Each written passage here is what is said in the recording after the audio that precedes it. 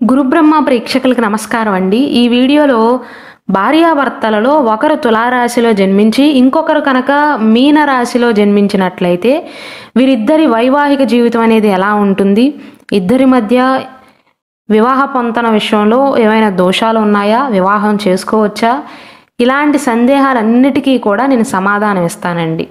శ్రీ దుర్గాదేవి జ్యోతిష్యాలయం. మీరు ఇప్పుడు వరకు ఎక్కడెక్కడో జ్యోతిష్యం చెప్పించుకుని నిరాశ చెంది ఉన్నారా? అయితే ఒక్కసారి గురువు గారికి ఫోన్ కాల్ చేసి చూడండి. ప్రేమ, పెళ్లి, ఉద్యోగం, రాజకీయం, విదేశీ ప్రయాణం, ధనం నిలకడగా లేకపోవటం, భార్యాభర్తల మధ్య గొడవలు, ఆస్తి తగాదాలు, అప్పుల బాధలు, స్త్రీ పురుషుల ఎలాంటి గుప్త సమస్యలకైనా ఎటువంటి సమస్యలకైనా ఒక్క రోజులోనే పరిష్కారం చూపుతారు. వీరు ఫోన్ నంబర్ 9542637206. ఇంట్రెస్ట్ ఉన్న వాళ్ళు ఎవరైనా ఏ టైంలోనైనా వీరికి కాల్ చేయవచ్చు. తులారాశి అంటే చిత్తా నక్షత్రంలోని 3-4 పాదాలు, స్వాతి నక్షత్రంలోని అన్ని పాదాలు, విశాఖ నక్షత్రంలోని 1, 2, 3 పాదాలలో జన్మించిన వారందరూ కూడా ఈ తులారాశికి చెందుతారు. మీనరాశి విషయానికి వస్తే పూర్వభాద్రపద నక్షత్రంలోని 4వ పాదం, ఉత్తరాభాద్రపద నక్షత్రంలోని అన్ని పాదాలు, రేవతి నక్షత్రంలోని అన్ని పాదాలలో జన్మించిన వారందరూ కూడా మీనరాశికి చెందుతారు. రాశి చక్రాన్ని కనుక మీరు గమనించినట్లయితే తులారాశి నుండి మీనరాశి 6వ స్థానం అవుతుందండి. మీనరాశి నుండి తులారాశి 8వ స్థానం అవుతుంది. ఇలా 6/8 కాంబినేషన్ వస్తే దానిని జ్యోతిష శాస్త్రం ప్రకారం బకూట దోషం అంటారండి. అంటే వారిద్దరి మనస్తత్వాలు కలవవు, వివాహమైన తర్వాత కొన్ని సమస్యలు వస్తాయి అని అర్థం. పోనీ రాశ్యాధిపతులు మిత్రులా అని చూస్తే మీనరాశికి అధిపతి అయినటువంటి గురువు, తులారాశికి అధిపతి అయినటువంటి శుక్రుడు మిత్రగ్రహాలు కూడా కావండి. కాబట్టి సాధ్యమైనంత వరకు ఎన్ని పాయింట్లు వచ్చినా తులారాశి వారు, మీనరాశి వారు వివాహం చేసుకోకపోవటమే మంచిది. ఒకవేళ చేసుకుంటే ఏమవుతుంది, ఏ విషయంలో మనస్పర్ధలు వస్తాయి అంటే సాధారణంగా ఈ మీనరాశి వారు ఏంటంటే నాలెడ్జ్ ఉన్న వారిని వారి జీవిత భాగస్వామిగా కోరుకుంటారు. అలాగే స్పిరిచువల్ పార్ట్నర్ని వారి జీవిత భాగస్వామిగా కోరుకుంటారు. తులారాశి వారి విషయానికి వస్తే ఇవన్నీ పక్కన పెట్టి అందమైన వారిని వారి జీవిత భాగస్వామిగా కోరుకుంటారు. ఎందుకంటే శుక్రుడు ఆధిపత్యాన్ని వహిస్తున్నాడు కాబట్టి. మీన తులారాశుల వారిలో తులారాశి వారి డామినేషన్ అనేది కొంచెం ఎక్కువగా ఉంటుంది. డామినేషన్ అనటం కంటే కూడా కొద్దిగా మొండివారండి వీరితో కంపేర్ చేసుకున్నట్లయితే. మీనరాశి వారిదేమో భావోద్వేగ స్వభావం అండి. చిన్న విషయానికే చాలా త్వరగా నొచ్చుకుంటారు. అలాగే ద్వంద్వ స్వభావం గల మనుషులుగా చెప్పవచ్చు. జ్యోతిష శాస్త్రం ప్రకారం మీనరాశి ద్విస్వభావ రాశి అండి. అంటే 2 స్వభావాలు ఉన్నట్లుగా ప్రవర్తిస్తారు. 5 నిమిషాల ముందు బాగానే ఉంటారు, 5 నిమిషాల తర్వాత వెంటనే వారి మూడ్లో మార్పు అనేది వస్తుంది. ఇప్పటి వరకు ఆనందంగానే ఉంటారు, ఇంతలోనే ఎప్పటివో గుర్తు తెచ్చుకుని బాధపడతారు. అసలు ఈ మనిషి ఒకరా లేకపోతే నిజంగా వీరిలో ఇద్దరున్నారా అన్నట్లుగా ప్రవర్తిస్తారండి కొన్నిసార్లు. కానీ మంచివారు, పైకి కాస్త అమాయకుల్లాగా విధేయతతో కనిపించినప్పటికీ కూడా లోపల గొప్ప సామర్థ్యాన్ని కలిగి ఉంటారు. పగటి కళలు ఎక్కువగా కంటారండి మీనరాశి వారు. ఎలా జరిగితే బాగుండు, అలా జరిగితే బాగుండు, ఇలా ఆలోచించుకుంటూ ఉంటారు. తులారాశి వారి మనస్తత్వం ఎలా ఉంటుందంటే బాగా కష్టపడాలి, కుటుంబాన్ని మంచిగా నిలబెట్టాలి, లేకపోతే ఇంత డబ్బులు సంపాదించాలి. కుటుంబం కోసమే ఇవన్నీ చేసినప్పటికీ కూడా, ఇవన్నీ ఆలోచిస్తున్నప్పటికీ కూడా కుటుంబంతో టైం స్పెండ్ చేయలేకపోతారండి. మీనరాశి వారికేమో వారి జీవిత భాగస్వామితో ఎక్కువ సమయం గడపాలి, ఏకాంతంగా గడపాలి, లేకపోతే ఫ్యామిలీతో గడపాలి అని ఎక్కువగా ఆరాటపడుతూ ఉంటారు. ఈ తులారాశి వారికేమో బంధువర్గం వారు కానీ స్నేహితులు కానీ చాలా ఎక్కువ మంది ఉంటారండి. అంటే సమాజంలో పరిచయం ఉన్న వ్యక్తులు చాలా ఎక్కువగా ఉంటారు, సంఖ్య ఎక్కువగా ఉంటుంది.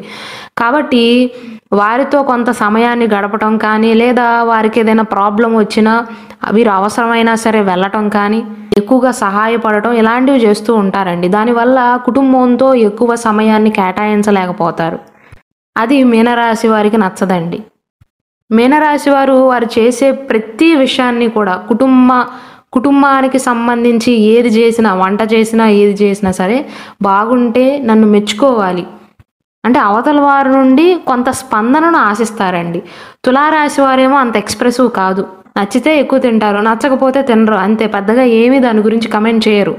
అంటే కేవలం వంట విషయంలో మాత్రమే కాదండి, జీవితంలో ఏ విషయంలోనైనా సరే పట్టించుకుంటారు, కానీ పట్టి పట్టనట్లుగా ఉంటారు. ఎక్కువగా మాట్లాడరు దాని గురించి.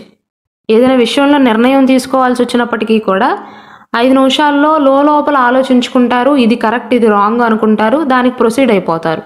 అంతే తప్ప మీనరాశి వారి మాదిరిగా రేపెప్పుడో నిర్ణయం తీసుకోవాల్సి వస్తే ఈ రోజు నుంచే ఇది బాగుంటుందా అది బాగుంటుందా అని కుటుంబం మొత్తంతో చెప్పడం కానీ చర్చించటం కానీ అది ఒకందుకు మంచి లక్షణమే.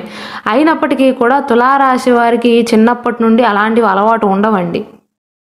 ఎమోషన్స్ అయినా బాధ అయినా లోపల దాచుకుంటారు, బయటికి పెద్దగా చెప్పరు, ఒక్క కోపం విషయంలో తప్ప.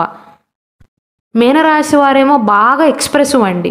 వారి మనసులో ఉన్న ప్రతిదీ కూడా వారి జీవిత భాగస్వామితో కానీ సంతానంతో కానీ కుటుంబ సభ్యులతో కానీ పంచుకోవటానికి ఇష్టపడతారు. ఒకవేళ బాధ విషయంలో అయితే పంచుకుంటేనే వారికి కాస్త ప్రశాంతంగా అనిపిస్తూ ఉంటుంది. అలాగే గతంలో జరిగిపోయిన విషయాలను కూడా చాలాసార్లు తలుచుకుని బాధపడతారండి మీనరాశి వారు. అది తులారాశి వారికి ఏమాత్రమూ కూడా నచ్చదు. వీరిది ఎలాంటి మైండ్ సెట్ అంటే అయిపోయిందేదో అయిపోయింది, గతం గతహ అనుకోవాలి తప్ప దాని గురించి తలుచుకుంటే ఏమొస్తుంది, టైం వేస్ట్ తప్ప అనుకుంటారు వీరు. గతం గురించి బాధపడేవారు మీనరాశి వారు అయితే గతం గతహ భవిష్యత్తు గురించి ఆలోచించాలి అనేటువంటి మనస్తత్వం గలవారు తులారాశి వారు. అంటే మనస్తత్వం విషయంలో చాలా వ్యత్యాసం ఉంటుందండి, క్వైట్ ఆపోజిట్గా చెప్పవచ్చు. ఒకరేమో బాగా ఎమోషనల్ పర్సన్స్, ఇంకొకరేమో ఎమోషనల్ లోపలైనప్పటికీ కూడా బయటికి పెద్దగా కనిపించనివ్వరు, వారి ముఖంలో ఎమోషన్స్ అనేవి కనిపించవు. మీనరాశి వారు అంత ఎక్స్ప్రెసివ్ కాదు తులారాశి వారు. మీనరాశి వారు ఓన్లీ కుటుంబానికే ప్రాధాన్యతనివ్వాలి అనుకుంటారు. తులారాశి వారేమో కుటుంబంతో పాటుగా సన్నిహితులు కూడా ముఖ్యమే, స్నేహితులు కూడా ముఖ్యమే, బంధువర్గం వారు కూడా ముఖ్యమే అనుకుంటారు. అందరినీ ఒకేలాగా చూస్తారు, అది మీనరాశి వారికి నచ్చదు. అలానే తులారాశి వారు వారి ఆరోగ్యం విషయంలో కూడా పట్టి పట్టనట్లుగా ఉంటారండి. కేవలం వారి ఆరోగ్య విషయం మాత్రమే కాదు, కుటుంబ సభ్యుల విషయంలో కూడా ఎక్కువగా జాగ్రత్తలు చెప్పటం కానీ, ఇలా ఉండు అలా ఉండు అని చెప్పటం కానీ, వారి మనసులో ఉన్న ఫీలింగ్స్ని ఎక్స్ప్రెస్ చేయటం కానీ ఇవేమీ కూడా వారికి చేత కాదండి. మీనరాశి వారి విషయానికి వస్తే కుటుంబ బాధ్యతలు తులారాశి వారు స్వీకరించినంతగా మీనరాశి వారు స్వీకరించలేనప్పటికీ కూడా చాలా కేర్ తీసుకుంటారు. వారి ఆరోగ్య విషయంలో మాత్రమే కాదు, కుటుంబ సభ్యుల యొక్క ఆరోగ్య విషయంలో కూడా దగ్గు వచ్చినా, జలుబు వచ్చినా, లేకపోతే ఫీవర్ వచ్చినా, కళ్ళు తిరిగి పడిపోయినా సరే ఎక్కువగా ఆలోచించుకుంటారు, ఎక్కువగా ఆందోళన చెందుతారు. వారొక్కరి విషయంలోనే కాదు, కుటుంబ సభ్యుల అందరి విషయంలో. ఒక మాటలో చెప్పాలంటే మీనరాశి వారికి భయం ఎక్కువండి. ఏం జరిగిపోతుందో, కుటుంబానికి ఎలాంటి ఆపద వస్తుందో, ఎలాంటి రోగాలు వస్తాయో, ఒక చిన్న సమస్య రాగానే ఇది ఎక్కడి వరకు దారితీస్తుందో ఇలా భయపడుతూ ఉంటారండి. ఊహించుకుని మరీ భయపడతారు. ఏమీ లేకపోయినా కొన్నిసార్లు ఊహించుకుని మనసును పాడు చేసుకుంటారు, ఎందుకంటే టూ ఎమోషనల్ అండి. తులారాశి వారి విషయానికి వస్తే ఇది నన్నేం చేస్తుంది, కళ్ళు తిరిగి పడిపోయినా సరే ఇది నన్నేం చేస్తుంది, మొండి ధైర్యంతో ఉంటారు. ఒకరిది భయం అయితే ఇంకొకరిది గుండె ధైర్యం అని చెప్పవచ్చండి. అయితే ఈ తులారాశి వారు ఎక్కువగా అంటువ్యాధుల బారిన పడే అవకాశాలు ఉంటాయండి. తులారాశుల వారి గురించి ఒక్క మాటలో చెప్పాలంటే మీనరాశి వారి యొక్క బలం ఊహాశక్తి అండి. దయగలవారు, ఎమోషనల్ పర్సన్స్, కుటుంబానికి ఎక్కువగా ప్రాధాన్యతనిచ్చే మనుషులు. వారి వీక్నెస్ విషయానికి వస్తే భావోద్వేగ స్వభావం అండి చాలా ఎక్కువగా ఉంటుంది. అలాగే చిన్న విషయాలకే నొచ్చుకునే మనస్తత్వం, సున్నితత్వం ఉంటుంది, వైరాగ్య ధోరణి ఉంటుంది. తులారాశి వారి విషయానికి వస్తే వారి చురుకుదనమే వారి బలంగా చెప్పవచ్చు. పొద్దున్నుండి సాయంత్రం దాకా అదే ఎనర్జీతో ఉంటారు. సమతుల్యమైనటువంటి భావాలు ఉంటాయి వారిలో, ఆకర్షణ శక్తి ఉంటుంది. బలహీనతల విషయానికి వస్తే సొంత వారితో పాటుగా ఇతరులను కూడా తమ వారిగా భావిస్తారు. అంటే ఎవరికి ఎలాంటి ప్రయారిటీని ఇవ్వాలో వారికి తెలియదు. ప్రతి ఒక్క విషయాన్ని కుటుంబ సభ్యులతో పంచుకోరు. కాబట్టి మొత్తం మీద తులా మీనరాశుల వారి యొక్క మనస్తత్వాలు అనేవి కాస్త డిఫరెంట్గా ఉంటాయండి. కాబట్టి సాధ్యమైనంత వరకు వివాహం చేసుకోకపోవటమే మంచిది. దానికి తోడు పకోట దోషం అనేది సూచిస్తుంది. 6/8 కాంబినేషన్ అనేది వస్తుంది. పోనీ రాస్యాధిపతులు మిత్రులైతే బకోట దోషం ఉన్నప్పటికీ కూడా ముందుకు ప్రొసీడ్ అవ్వమని చెప్తాం. కానీ ఇక్కడ గురువు మరియు శుక్రుడు 2 మిత్రగ్రహాలు కూడా కావు.